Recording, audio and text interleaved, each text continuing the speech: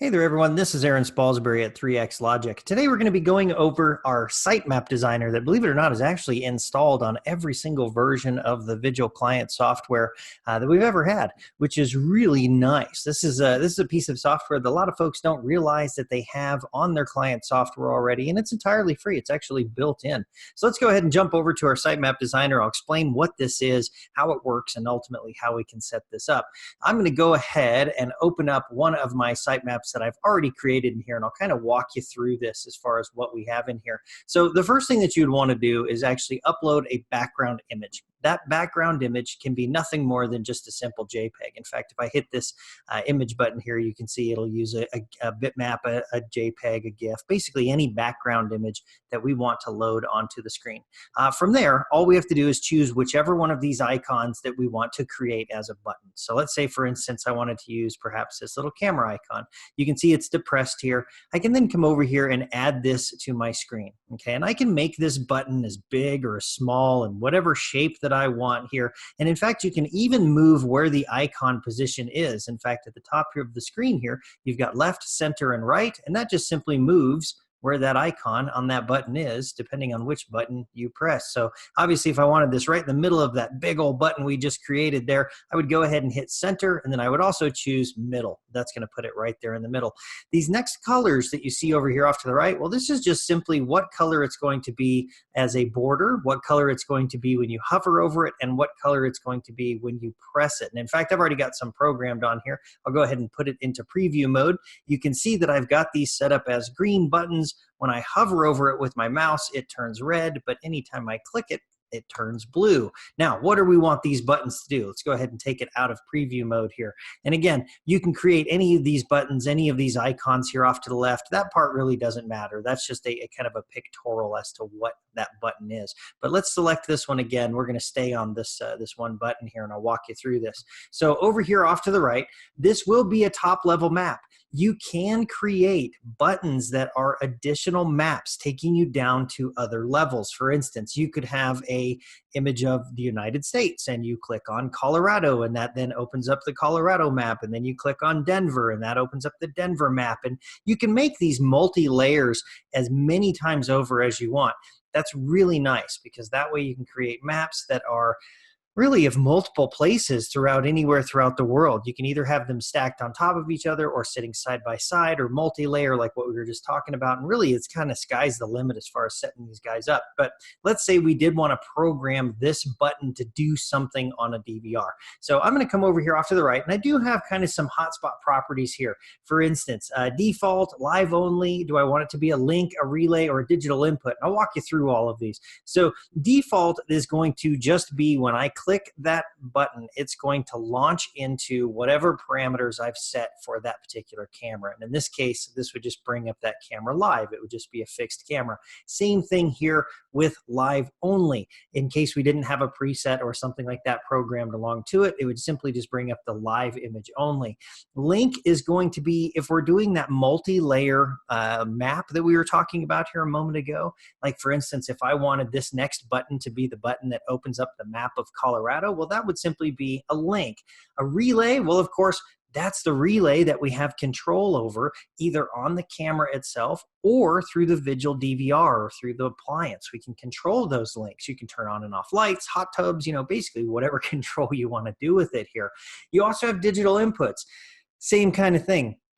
Only in this case, we're going to be using digital inputs rather than a relay, but you guys certainly understand that. Now, there's a few other things we can add in here as well. We can add captions and tags. These are basically just descriptors that we can add to this particular button. But you'll notice here it says top, left, width, and height. Well, the width and the height is just how big this button is. For instance, I'll come over here and I'll make this button a little bit wider, right? And obviously you'll see it'll jump up to 331 pixels there. Same thing if I make it smaller, it'll obviously go smaller. Same thing happens on the height. The top and left are the coordinates as to where this button is. If I move it, let's say, to the upper left portion of the map here, you'll notice the coordinates for top and left have changed. If I drag it back over here to the middle, it'll change yet again. This is just just simply so that you can create a button that is the same size as all your other buttons, and you may have them on the same plane. For instance, if I said, hey, I'll take this other button here and move it right up next to it, rather than sitting here and trying to manually line it up, you can actually do that with the coordinates there over there off to the right. So let's say, for instance, this is going to be just a default button, meaning when I click on it, I want it to bring up that particular camera. Well, we do have to come down here and tell it what camera we want it to pull up. So alias is obviously going to be the alias of the DVR that you're wanting to connect to. And that, of course, is our Vigil Connect alias. If you are using a direct IP connection, obviously we want to put in the IP or the DNS name here. By default, we do use port 22801, but if you have selected a custom port or you've changed that port to something else, you certainly would want to change it to whatever you've changed it to. But by default, 22801 is the one that we typically use. Now, down here below, what camera do we want it to pull up on that particular DVR, right? So in this case, maybe camera 2, maybe I want to come in here and pull up, I don't know, maybe camera 27, whatever it is. If it's a pan tilt zoom camera, you can also pull up the preset number through here as well. I've actually done this on a couple of these cameras. I have a PTZ on the front of our 3xLogic building. When I click that particular button, it takes me straight to that preset number, no matter how many presets I have on that camera. And in fact, you can even program multiple buttons for the same camera off of different presets. Really, really nice little thing that we have built into the software here. Now, let's say we don't want to just simply pull up a camera. Maybe we do want to do something else. For instance, I want to control a relay. I want to open a mechanical gate. I want to turn on a light, right? Kick on a hot tub, something along those lines. Well, of course, in that case, I'm going to set this to relay up here at the top. And now you'll notice down here below, my camera and my preset, all of that, of course, is grayed out now because now I have the option of being able to control that particular relay. And of course, this is going to be the output relay number that we have on that DVR.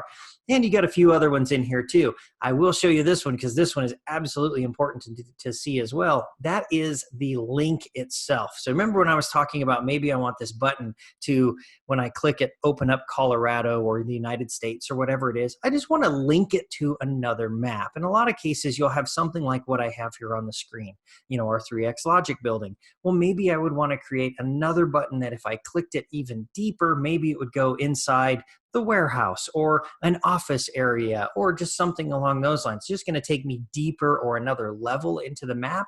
That case, it would be a link. Now, where is that link? You have to tell it what map to link. And of course, this little ellipsis button here, little dot, dot, dot, this is how we actually go out there and find what map we want to link this guy to. So obviously we can link this down to multiple maps and do whatever we want through there. So it really is kind of a nice, easy way of being able to do this. And again, guys, I'll just kind of jump back over here real quick. Let's say we were going to do this as perhaps a relay. Maybe I did want it as, I don't know, the light bulb icon or perhaps the door icon. The icon has no bearing as to what this button does. You're in control of what this button does. And obviously you can move them around, place them anywhere that you want. This is all there is to this. It's a really neat thing to have on your client software. Why is this so nice? Well, I'll tell you. Let's say, for instance, I were using these 3 cameras across the front of my building. Someone is perhaps walking down the driveway here. I pick them up on this first camera, and it just so happens to be, I don't know, camera number 21 on my system. But the one right next to it is camera 4, right? Or something that's obscure. It's not in order.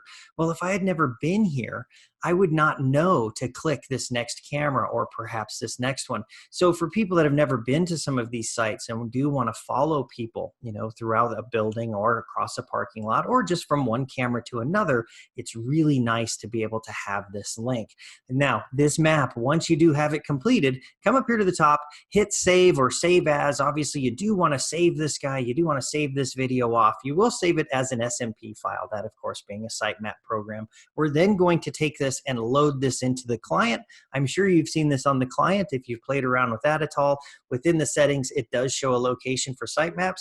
All you have to do is point it to it. That's all that it takes. Very, very easy to be able to do it. In fact, we'll cover that here on another video, guys, but I certainly just wanted to cover this with you, give you a quick rundown on how to use SiteMap Designer and really why this is such a valuable tool for you and your customer. Thanks a lot for watching, guys. We'll see you on the next video.